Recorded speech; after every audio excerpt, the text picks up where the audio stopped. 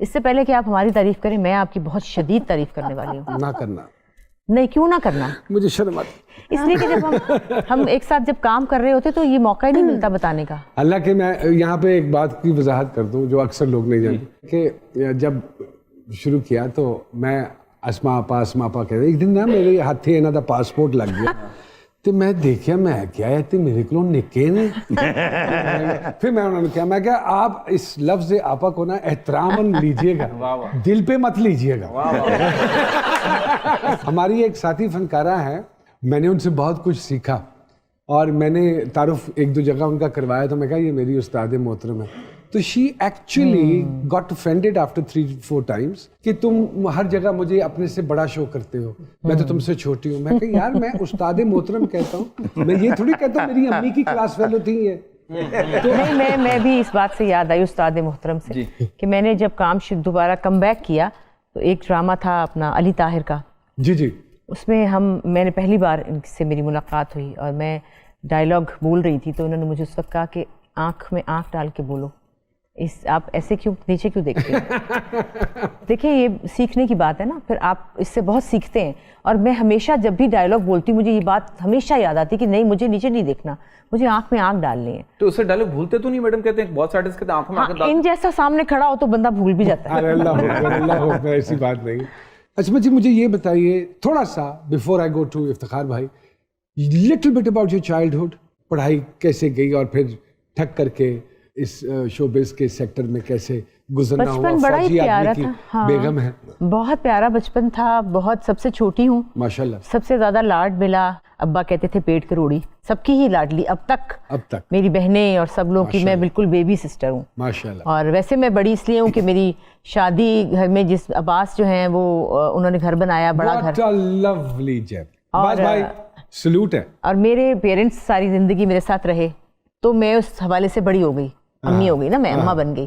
اور سسرال میں سب سے بڑی بھابھی, ادھر سے بھی میں اماں ہو گئی ماشاءاللہ. تو وہ ویسے میں بڑی ہو گئی لیکن سب نے مجھے بہت پیار کیا. اور اس کے بعد کام تو ایسے ہی کر لیا تھا مذاق سے, مذاق میں, کوئی ارادہ نہیں تھا کہ مجھے یہ کام کرنا ہے. اس کے بعد شادی ہوئی, عباس نے کہا نہیں کرنا, میں نے کہا اچھا نہیں کرتا. you started with comedy I believe. جی 50-50 میں 50-50 جب باجی نے جگہ چھوڑی تھی ذرا وہ اور کچھ کرنے لگی تو انہوں نے کہا چلو اس کو ریلو کٹے کو ڈال دیتے ہیں بیچ میں. میں تو بس ایسے ہی کھیل کھیل میں آ گئی تھی, اتنا کوئی میں نے کمال نہیں کیا تھا. اب تک کھیل رہی ہے باجی تے میڈیا دا ریاض گجر ہے نا جی.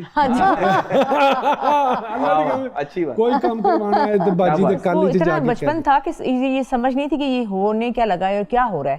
وہ جب بھائی میری انگوٹھیاں ہوا تو جب صبح ہوئی تو میں نے کہا یہ کیا ہوا ہے, کچھ ہوا ہے مجھے تو, بلکہ میں تو رو رہی تھی کہ خود اتنی پیاری بن گئی ہے اور مجھے انہوں نے کالا بھی کر دیا ہے اور اوپر سے مجھے اینک بھی پہنا دی ہے, پتہ نہیں باجی خود اتنی پیاری لگ رہی ہے. تو یہ نہیں اتنی سینس نہیں تھی کہ یہ کیا ہے. تو بس وہ پیچھے میں ان کا لیلا سا چلتا رہتا تھا جیسے جیسے وہ مجھے چلاتی تھی. پھر میری شادی ہو گئی اور پھر میں گھر میں بیٹھ گئی, بس پھر کوئی خاص. پھر کچھ عرصہ غائب رہی آپ؟ میں 18 سال 18 سے 20 سال تو نہیں ہے تو لمبا عرصہ. کبھی دل نہیں ہوا کہ ہوتا نا پڑپڑاتا ہے؟ کچھ بھی نہیں ہوا, میں اپنے گھر میں بڑی خوش تھی, کوئی مسئلہ نہیں تھا ماشاءاللہ. گھر میں ایکٹنگ مطلب کرتی ہوں نا کچھ, گھر میں برتن دھوتی تھی, کھانے پکاتی تھی, بچہ پیدا کرتی تھی. یہ عباس بھائی کی طرف سے پابندی تھی یا خود ہی من ہٹ گیا تھا؟ نہیں من نہیں ہٹا تھا بالکل بھی. عباس نے کہا کہ یہ کام سے مجھے پسند آئی اور یہ نہیں کرنا, اب پسند اسی سے آئی ہو لیکن اب یہ نہیں کرنا. یہ کیا بات ہے؟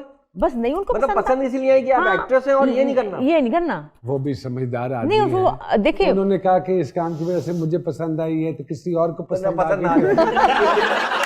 اور دوسرا یہ کہ آرمی میں بھی تھے وہ, ویسے ہم نے ہر جگہ پہ شفٹ ہونا ہوتا تھا. وردی پہ فلپ ہوئی.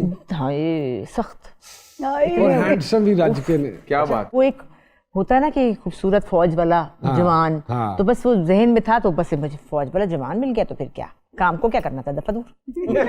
بات بالکل سے, میں تو خود 3 دفعہ فوج کی ٹرائی کی تھی. فوج میں جانے کا شوق تھا افتخار بھائی یا ہمیشہ سے اس طرف شاعری اور ایک رائٹر سوچ اور ایک صوفی ملنگ طبیعت؟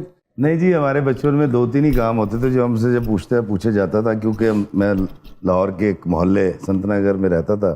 وہ جو ٹاٹ والے اسکول ہوا کرتے تھے ہمارے سرکاری, ہمیں 8ویں کلاس میں میں پہلی آپ بار کو قسم سے بتاؤں انہی اسکول والوں سے جو بچے نکلے ہوئے ہیں نا وہ تھوڑے سے ذہین اور قابل اور باشعور ہیں. صحیح. یہ جو بڑی بڑی بلڈنگوں سے بچے نکلتے ہیں نا یہ آپ ان کا لائیو ہے ویسے فرینکلی اسپیکنگ.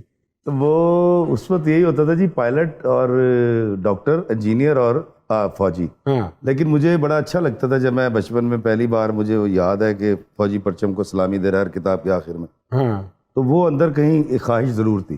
لیکن جب ہم نے میٹرک کیا اور باری آئی جانے کی ہاں تو ہم سے پہلے ہمارا محلے دار چلا گیا تھا وہاں, ہاں تو اس نے جب ٹریننگ کر کے آیا اس نے بتایا انجین کر دینے, میں کہا نہیں کاکا میں نہیں کر سکتا اینی ایکسرسائز اینی فٹیکا میں نہیں سہ سکتا. تو اگر میں یہ کہوں کہ آپ ہارڈ ورک سے بھاگے تو یہ غلط نہیں ہے.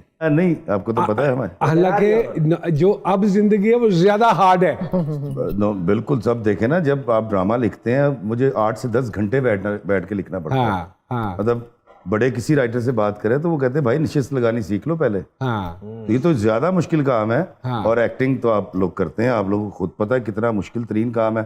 مطلب آپ کے گھر میں ابا بیمار ہیں یا گھر میں کھانے کو نہیں ہے یا پیٹرول نہیں ہے لیکن آپ ایک سیٹ کا رول کر رہے ہوتے ہیں. ہاں اور سیٹ صاحب دیجیے جو 150 روپیہ نہیں ہے. نام رئیس ہوتا ہے ڈرامہ میں, ہوتا کنگال ہے نام رئیس. اور ہر سین کے بعد آپ پوچھتے ہیں جی عیسیٰ اب بخار اتریا کہ نہیں, اچھا آپ اس کو ہاسپٹل لے جاؤ میں آ رہا ہوں. صحیح. یار اتنی تکلیفوں پھر جاتے ہوئے پھر وہی نعمان اجازی افتخاری فی اوڑھ کے گھر چلے جانا. جیسے کہ آج کل میں کر رہی ہوں رمضان پلے جو کامیڈی ہوتا ہی کامیڈی ہے, تو ادھر امی کی طبیعت خراب ہے بہت, ایک فون یہ ہوتا ہے اچھا اب کیا ہو رہا ہے, اس کے بعد ختم چلو جی ٹیک, اور وہاں میں ایسے کرنے لگ پڑتی ہوں. تو اب ہمارا کام بہت ٹف ہے, یہ کرنا پڑتا ہے. اور میں حیران ہوتا ہوں ان کرٹیکس کے اوپر جو بیٹھ کے ہماری پرفارمنسز کے اوپر لکھتے ہیں. یہ کوئی مکینک کا کام نہیں ہے جو کسی کو بھی سکھا دیں گے, یہ گاڑی چلانی نہیں ہے جو کوئی بھی سیکھ لے گا. بہت اچھی بات. لکھنا, سخنور ہونا یا ایکٹنگ, ابھی تک ہم شاید ہم سمجھا نہیں سکے. شاید میری غلطی ہے کہ میں لوگوں کو یہ بتا ہی نہیں سکا کہ بھائی جان یہ عطا ہے,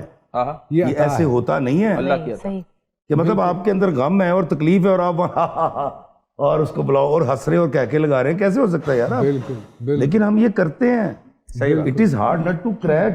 اچھا کئی شادیاں چھوڑنی پڑتی ہیں آپ کو؟ جی جی جی بالکل, لوگ ناراض ہی رہتے ہیں. ناراض رہتے ہیں ہم سے. اپنی چھوڑ دیتے ہیں. جی عافیہ نامہ, اوئے اس کے حوالے سے میں جاننا چاہوں گا یہ ذہن میں کیسے آیا اور اس حوالے سے کیا کہنا چاہیں گے؟ ہوا یہ تھا جس دن سزا ہوئی عافیہ کو, میں نے گاڑی ایک طرف لگائی, ٹاؤن شپ میں ایک جگہ جا رہا تھا, گاڑی لگائی اور اللہ نے عطا کیا. تو وہ تھا کہ سنا ہے پچھلے وقتوں میں کسی رادھا کی بیٹی نے ایام گردش دوراں کی ارزانی سے تنگ آ کر سنا ہے والی بصرہ کو ایک نامہ گزارا تھا. واہ واہ واہ. سنا ہے پسر قاسم نے محمد نام تھا جس کا نظام خون آغشتہ کو ایک انجام بخشا تھا. اسی مرد مجاہد نے ہر ایک رادھا کی بیٹی کو بڑی توقیر بخشی تھی. سنا پھر آج ایک بے آسرا حوا کی بیٹی کو واہ. ایام گردش دوراں کی ارزانی سے شکوہ ہے. بہت مغموم ہوں میں بھی, انہی سوچوں میں غلطہ ہوں کہ اس مرد مجاہد کو محمد نام تھا جس کا کہاں سے ڈھونڈ کے لاؤں.